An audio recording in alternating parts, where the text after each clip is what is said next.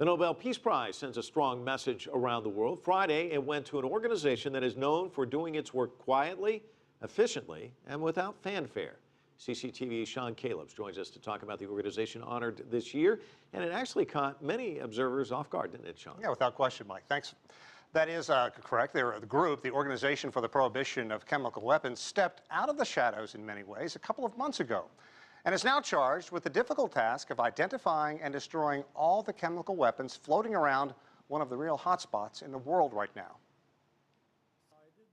The Nobel Peace Prize for 2013 is to be awarded to the Organization for the Prohibition of Chemical Weapons. A lofty achievement for a group that few outside the humanitarian world knew until this year. By recognizing the Organization for the Prohibition of Chemical Weapons, or OPCW, the Nobel Committee is shining a light not only on the organization, but also on the crisis in Syria.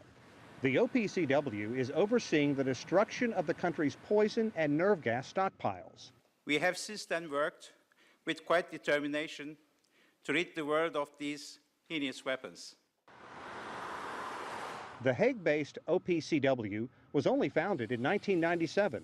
The head of the organization called out world superpowers, the United States and Russia, for being among the nations that have to date refused to destroy their stockpiles of chemical weapons, and reminded the world that a grim attack in Damascus less than 2 months ago sends a chilling message from one end of the globe to another.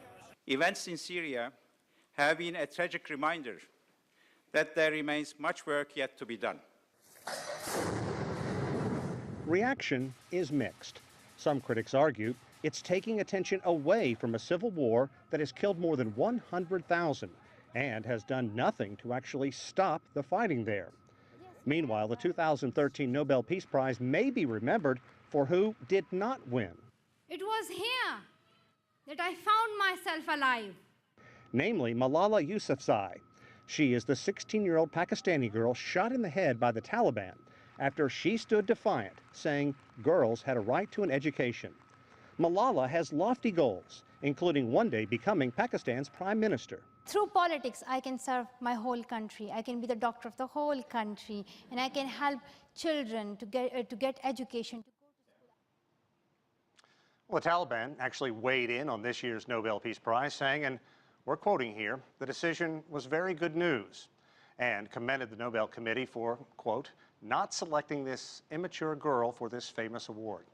Meanwhile, the OPCW says it will use the $1.2 million prize money to continue the mission of its organization, Mike.